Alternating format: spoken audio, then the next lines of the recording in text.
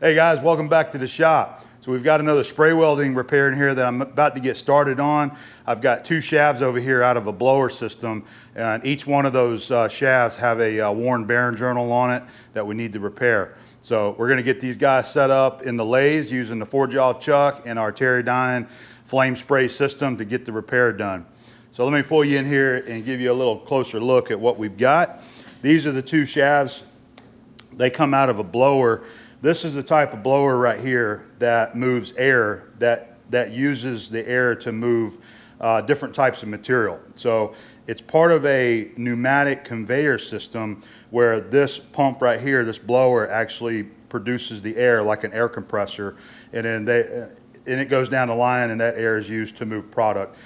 In this case, I don't know exactly what the product is that is being moved, but if I had to take a guess, it's going to have something to do with the nut industry, the manufacturing of like nut oils or, peanuts, almonds, something in that line, because this is coming from a previous customer where I did a spray weld repair for them before, and I know it had to do with almond oil production. All right, so that's the best I can give you right now, but just know that this goes together, those rotate together, and they pump air. So on both of these shafts right here, you have a bearing journal here, and then you have a bearing journal here.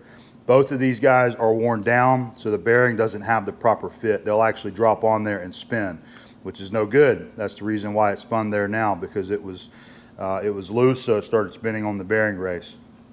So we're going to do the flame spray buildup using my eutectic system. This is the powder that we'll be using, the 21022, and my Terrydyne flame spray equipment right there. All right, this is the actual journal size. I love it whenever a customer gives you the specs that they want. You don't have to go digging for it. So you have a minimum and a maximum of where this journal is to be built up at. 1.5749 is going to be your minimum.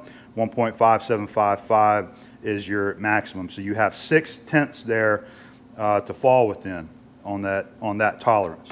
All right, so we're going to go ahead and get them set up, and my plan is to use both of the lathes. I'm going to use both the Monarch and the Victor lathe.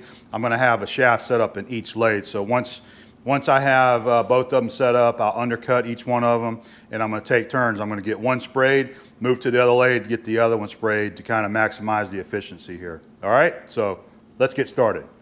All right, guys, so I'm going to be using the sky hook to mount up the 4-jaw chuck over here on the Victor. I have a lot of people that comment on how heavy the sky hook is, and comparing it to having to pick up the sky hook in order to use it to pick up the workpiece. This thing weighs 28 pounds. You can see I'm holding it with one hand. It's very easy. It's not that heavy. It does have a little gravity to it, but it's 28 pounds. So it's not that bad to pick up. All right, it's a lot lighter than a lot of these work pieces that I'm picking up, especially these heavy chucks. So I just thought I would show you guys that, and this is how I mounted in there. I just have a dedicated tool holder, and I mounted into the tool post there, and stick it in there, just kind of center it up. I'll finger snug those bolts there, and then just go ahead and tighten it up, okay? Just do the two, that's all it needs, and it's there. That's all it is. So I had already removed the 6-jaw chuck because I used the collet chuck on the last job, but I want to use the 4-jaw on both of these shafts right here. That way I can make sure that this shaft is running absolutely true. And the 4-jaw is the way that I'm going to do that. So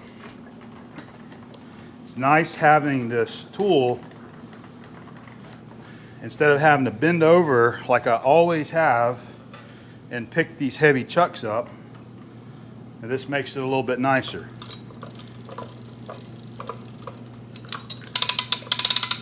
And I'm just looking at it, just try to get it in line so it don't go swinging around on you. You see how easy it is, just one-handed. Now you can have this hand wheel configured on either side of this thing that you want. You can't have it on both sides because of the offset there, but you can have it on one side. That's all you really need. I'm going to swing it over this way. Right on around it goes.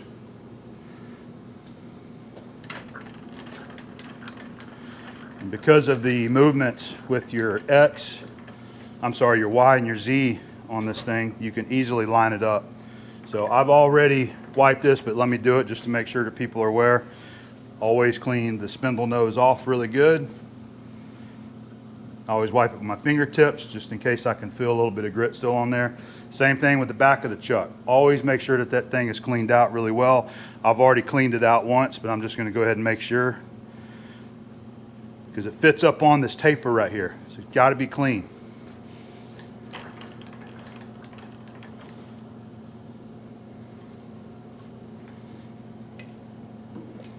We just got to line up the spindle.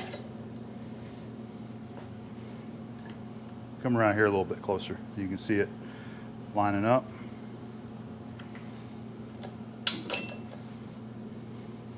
Actually, I got to go down just a touch. There you go. Once you get it in there, all you got to do is just snug one of these things. That's all you need. And release it. Simple as that. And when I'm done with it, I'll just leave this tool holder clamped to it. It does add a few more pounds there, however much that thing weighs, but it's not that big of a deal. You pick it straight up, and if I'm carrying it, I usually just set it on my shoulder just like that. Very simple. And I just keep it right over here on the other side of the lathe. Just like that. All right. Now we're going to finish getting this forejaw tightened up. I thought I would show you how much these things weigh. This one with the longer shaft weighing in at 59 pounds. So this one is a little bit shorter, so it'll probably be a couple pounds less than that. But right at 60 pounds, that's a lot of weight that's going to be overhung when you're trying to, if you don't have lifting equipment, to be able to put these kind of heavy parts in the lathe, just like the chuck.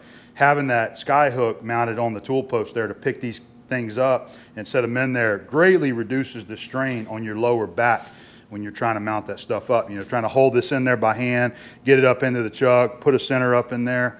I just really love having that tool to help me lift these work pieces up into the lathe.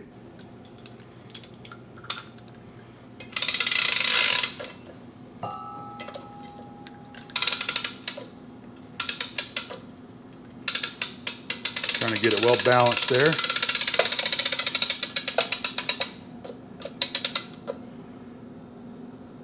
Let me move the cart out of the way. The other one's going to go in the Monarch.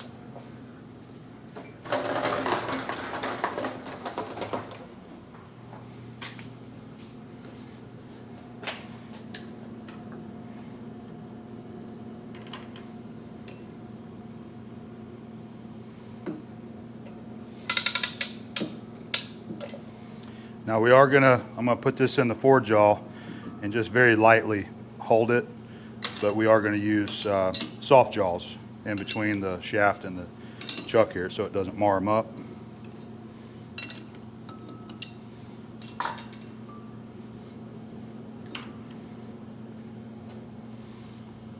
About like so. Just chuck about a ½ inch of it.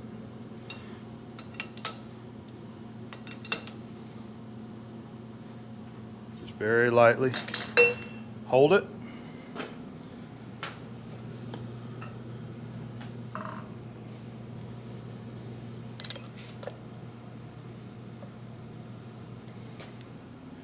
Just like that. Now, before I go ahead and let go of it, I'm going to go ahead and we just got some pieces of brass shim stock right there. It's what we'll be using for our padding.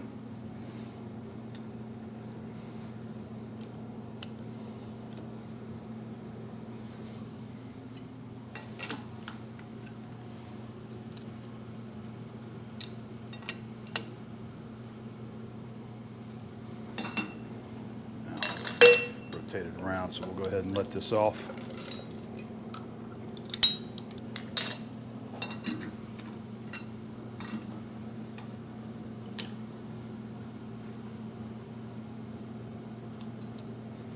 They're a little bit long, so I got to overlap it on one side there.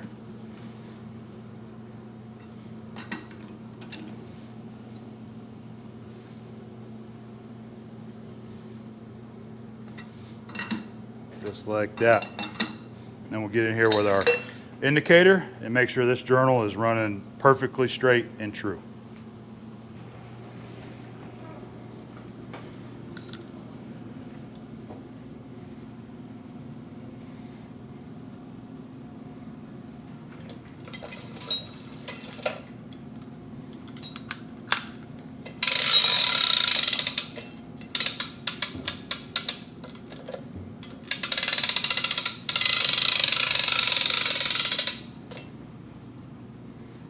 Let me get the card out of here, out of the way.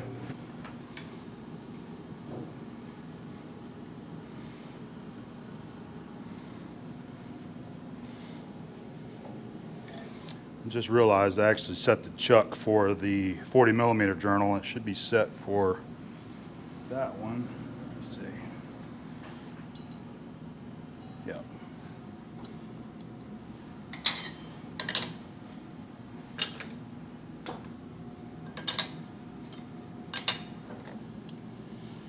Should be pretty good right there.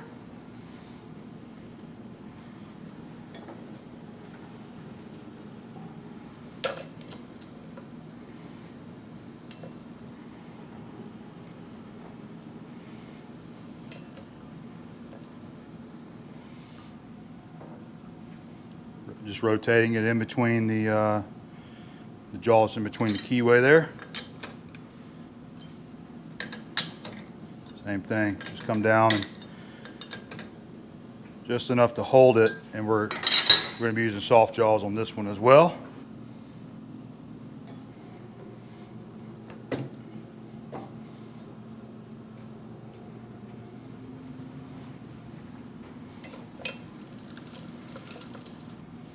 I'm going to be using the copper soft jaws this time. These are actually my favorite ones. All it is copper pipe, cut into a piece and then pressed down into a flat piece right there.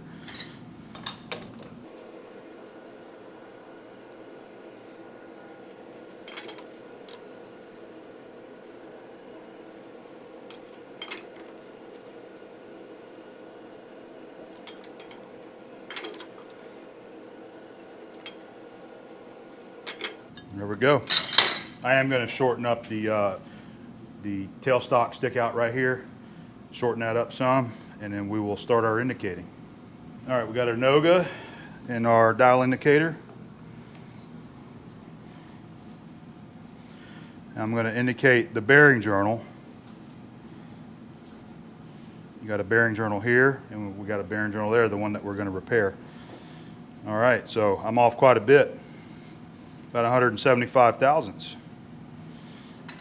Always start with your fume extractors there. Always start with your high. Go ahead and make sure that it's tight before you start loosening it up.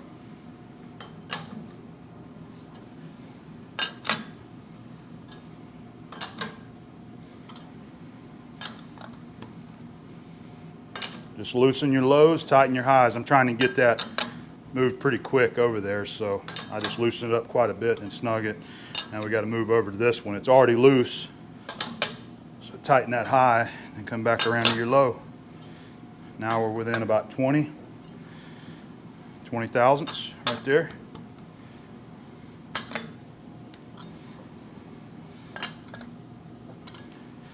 And see right there, we're within 1/1000th of being true. I tighten up the high that last one, so anytime I'm going to go ahead and move this around so it's easier for me to see in line with that needle there. You're just tightening your highs at that point.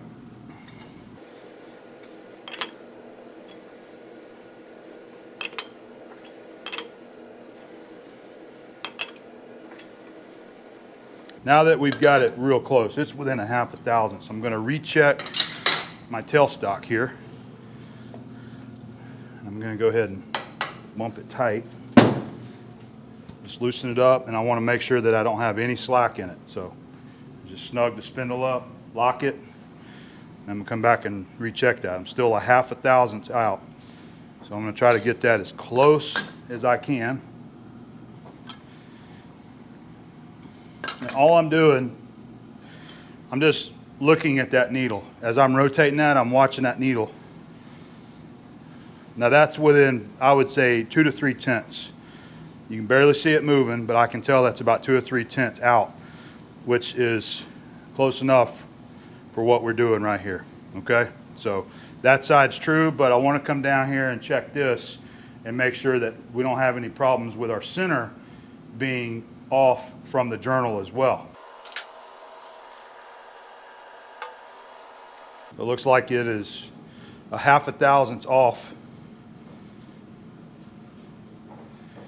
So what I'm going to do, actually, I'm going to back this off. It should hold it. Yeah, we've got the four-jaw tight enough. I just want to check the center and make sure that there's nothing in there that's causing it to run out a 1/2 thousandths. So I want to check the center here, and I'm going to take some emery. This is just a piece of 320 right here. I'm going to go ahead and just kind of clean the inside of this a little bit, just to try to make sure there's nothing on that center that's throwing it out. But I would imagine that it's good, it's clean where it's at. You just have that much run out in the shaft.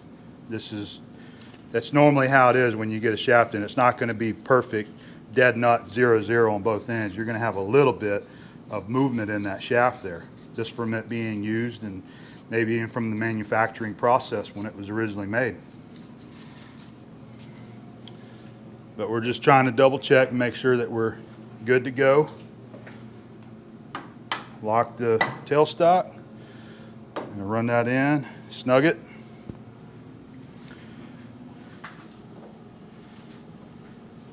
It actually tightened it up a couple of tenths there. So we are reading a 1/2 thousandths off on that side right there. But since I cracked that loose and moved it, I'm going to come back to this side and I want to double check it and make sure that I'm running as true as I can on this side with the four-jaw. It's right there. So you've got maybe 2 or 3 tenths on this side. This side here, we've got a 1/2 thousandths. We're ready to go. All right, let's get this one mounted up, or not mounted, we already mounted. Let's get it indicated. All right, a lot closer on this one. We're about at 50 thousandths off. So again, you always start with your high. So that's the high jaw there. That's the low jaw. So it's at me, so I bring it back up. I'm going to go ahead and snug that one. And this is the next highest one, so I want to make sure this one's tight as well. The reason I do that is because if for some reason it's already way loose and I go to loosen the low jaw, it could slide and fall out of the center there.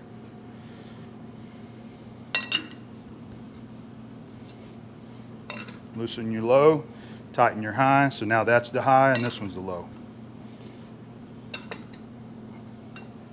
Now we're within about 6. Should be able to just tighten it at this point and get it right there. 2 or 3 right there. About 1.5. See, this is the way that I'm used to doing it. This is my own little system that I developed. I like having the indicator straight in front of me telling me what this jaw is doing. So when I do go to tighten it up like that, like this is your high, I can come right here and I'm looking at that indicator. I know that I can see that that is going to be pushing it back that way some. We're a 1/2 thou off. I'm going to say 2 or 3 tenths right there. And now with this, yeah, that's about 2 tenths. See if I can get it. Still about 2 tenths. It's just moving around on me.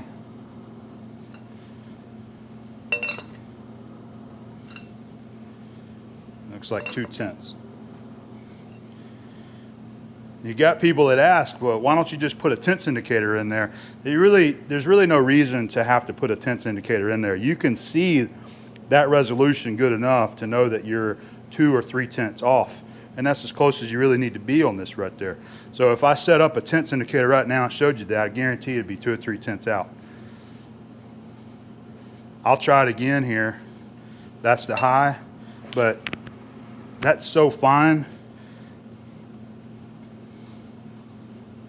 I'm going to call that 2/10 being out right there. I don't know if you can see that with the camera or not. I'm going to move the indicator straight in.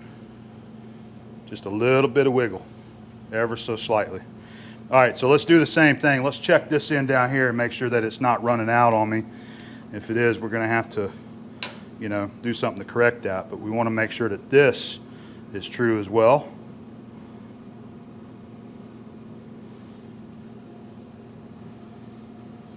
Now that's running out more than what I would like it to run out right there. And again, that could be, you know, right in the shafts here, it being bent that much, or it could be the center is throwing it out that much. So I'm going to start with what I showed on the previous shaft and go ahead, pull the center out. I'm going to clean it and make sure there's no piece of dirt or dust in there that's throwing it off a little bit. We got our emery. I just want to come in here and just try to clean this out, make sure there's no trash on the center surface in there. I'm not worried about what's up inside that hole there, just the 60-degree center. But I also want to make sure that there's a little bit up in there. I want to make sure it's not falling out here and it's going to interfere with. If this doesn't tighten it up, what we may do is, I think I've got some 1000 shim stock. We may have to cut a little shim to go on one side of that to push it over, offset it. But let's check it and see if this helps at all.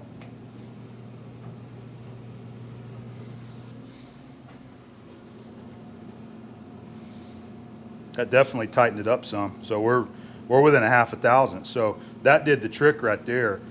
Is there was something in there, some, you know, it might have been dried up grease, whatever, inside that center, because I didn't clean it before I brought them in over here. I went in there with a rag and just kind of wiped it out very quickly. So that is half a thousandth out right there. So we're just going to go ahead and leave that right where it's at. So we are good. I'm just going to double check this side and make sure I didn't move it by, you know, bringing the center out like that. And we're good. We're good to go. So both these are indicated. Now we can start our prep work. We got to do our undercut on both of them. We will undercut them, scratch a thread on there with the threading tool before we do our build up.